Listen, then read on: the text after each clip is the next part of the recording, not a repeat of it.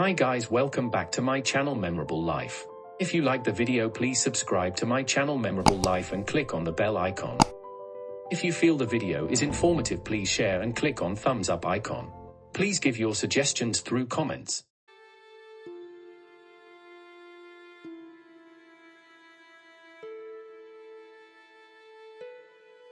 Hitler was overconfident by his earlier victories in 1940. Hitler became distrustful of his army high command and began to interfere in military and planning, with damaging results. In December 1942 and January 1943, Hitler's repeated refusal to allow their withdrawal at the Battle of Stalingrad led to the almost total destruction of the Sixth Army. Further north, the Nazi pincers were within 15 miles of Stalingrad. This city had become the focal point of the whole campaign. Regardless of the cost, Stalingrad must be captured. Those were the German orders. Fire! Fire! German guns, German bombs shattered the city into pieces. By September 20th, the Germans, after 30 days of grueling and ceaseless fighting, battled their way into the city's outskirts. By the end of the month, their drive had carried them through the whole northwest section of the city and into occupation of part of the center, including the railroad station. On the last day of September, Hitler announced that the fall of the city was only a matter of a few days. Once more, the world was afraid a Russian campaign was lost. But once more, the Germans were to stand on the very threshold of victory and still fail. But now they were to meet a fire of fury such as they had never known.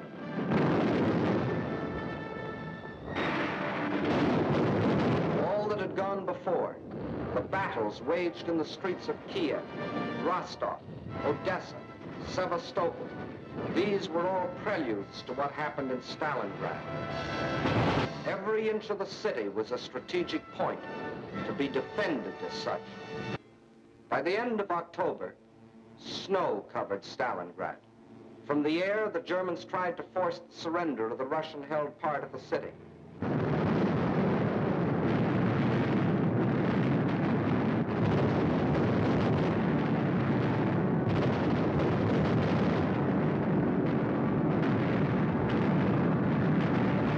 At the same time, the battle of the streets continued.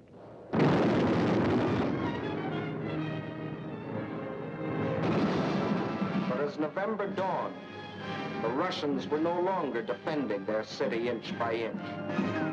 Inch by inch, they were regaining it.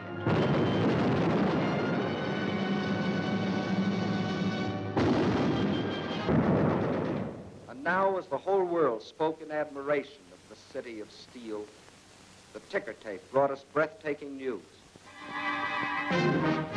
American and British troops had landed in and occupied North Africa. Further east, the British Eighth Army was driving westward, pursuing the vaunted Africa Corps. And in the northeast, the Red Army had launched its smashing counteroffensive. The Germans were learning the real meaning of the words combined operations. As though a spring had been released, Russians attacked along the entire front. In the far north, the Germans felt the first impact as the Russians recaptured Schlüsselburg, breaking the Axis ring around Leningrad. Soon after, another offensive lashed out further south, bypassing the Germans' defense position at Rzhev and plunging down to Veliki Luki. Still another Russian blow fell in the Voronezh area, pushing a threatening spearhead deep into the German lines.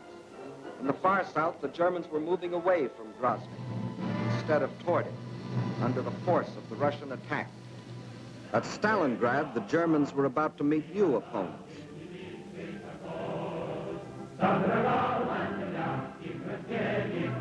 Fresh reserves were arriving from far Siberia. They had been stationed there in case of trouble with the Japanese. Now these troops had been transported to relieve the embattled defenders of Stalingrad.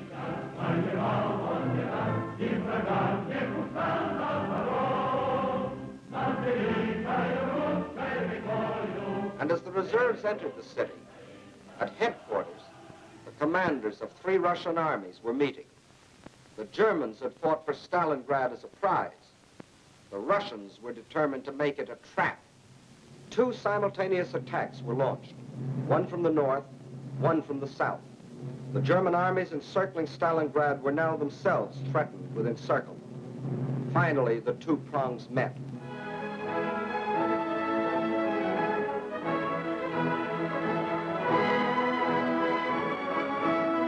These battle-hardened soldiers of the Northern Army and soldiers of the Southern were emotional as children as they greeted each other. They knew this meeting meant the salvation of Stalingrad and of their country.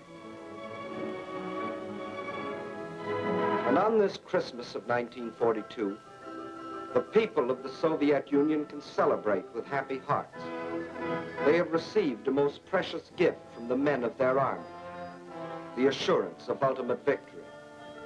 Just as in our hometowns, it is the Children's Day in Moscow. It is a happier Christmas this year. This was Kyle and Kessel with a vengeance, but the Nazis were getting Kesseled instead of the Russians. And on February the 2nd, 1943, after 162 days of the heaviest fighting in the history of warfare, the last shot was fired. Peace came to Stalingrad. The results of the winter were clear. The invader had been driven back far beyond the lines he had occupied a year earlier. 185,000 square miles of Russian land had been freed. And in this winter campaign of 1942, the Axis powers had lost 5,090 planes, 9,190 tanks, 20,360 guns, 30,705 machine guns, more than 500,000 rifles, 17 million shells, 128 million cartridges, vast stores of other materials, and 1,193,525 men, of whom 800,000 were dead. Over 200,000 Axis soldiers were killed and 235,000 were taken prisoner. Germans got defeated at the Battle of Kursk with Soviet forces on the Eastern Front near Kursk in the Soviet Union during July and August 1943. Hitler's military judgment became increasingly unpredictable, and Germany's military and economic position worsened. Throughout 1943 and 1944, the Soviet Union steadily forced Hitler's armies into retire along the Eastern Front. On the 6th of June 1944, the Western Allied armies landed in northern France in one of the largest land and water operations in history. Operation Overlord was the code name for the Battle of Normandy, the Allied operation that launched the successful invasion of German-occupied Western Europe during World War II. Many German officers concluded that defeat was unavoidable and that continuing under Hitler's leadership would result in the complete destruction of the country. Between 1939 and 1945, there were many plans to assassinate Hitler. The most well-known, the 20th of July plot of 1944. Part of Operation Valkyrie, the plot involved Klaus von Stauffenberg planting a bomb in one of Hitler's headquarters, the Wolf's Lair at Rassenberg. Hitler narrowly survived because Staff Officer Heinz Brandt moved the briefcase containing the bomb behind a leg of the heavy conference table, which deflected much of the blast. Later, Hitler ordered wild counterattack resulting in the execution of more than 4,900 people. By late 1944, both the Red Army and the Western Allies were advancing into Germany. Recognizing the strength and determination of the Red Army, Hitler decided to use his remaining mobile reserves against the American and British troops, which Hitler became aware as far weaker. Hitler spoke on the radio.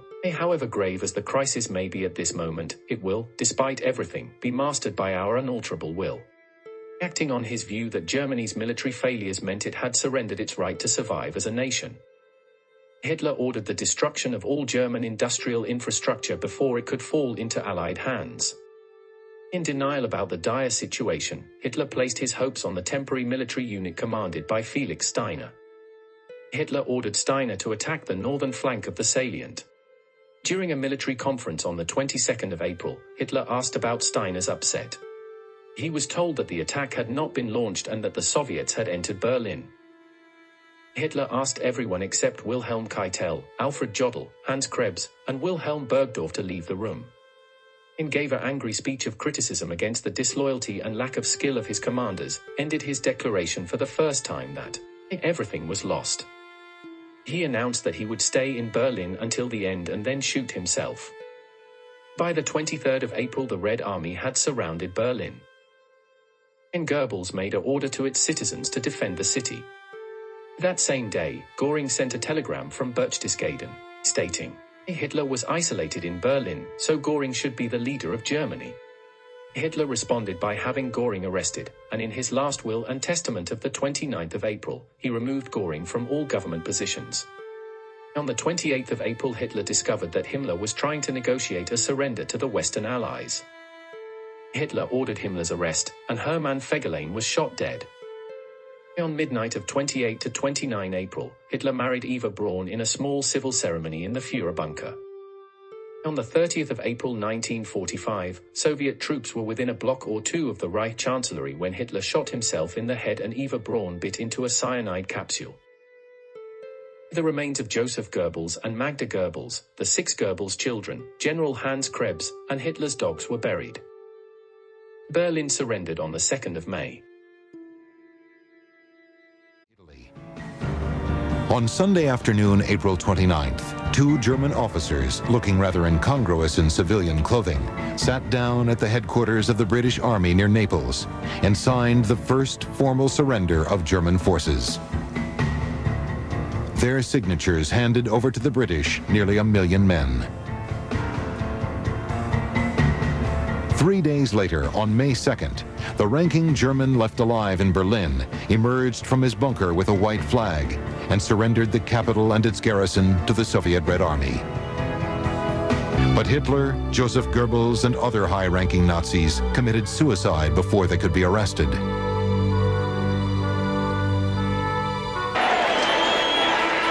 From New York City's Times Square to London's Piccadilly Circus to Moscow's Red Square, the victorious Allies celebrated the end of the war in Europe. But the surrender would not go into effect officially until May 8th. President Harry Truman declared May 8th as VE Day, Victory in Europe Day. I wish that Franklin D. Roosevelt had lived to see this day. General Eisenhower informs me that the forces of Germany have surrendered to the United Nations.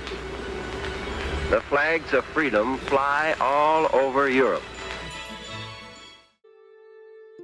There is no evidence that any actual bodily remains of Hitler or Braun, with the exception of the dental bridges, were found by the Soviets, which could be identified as their remains.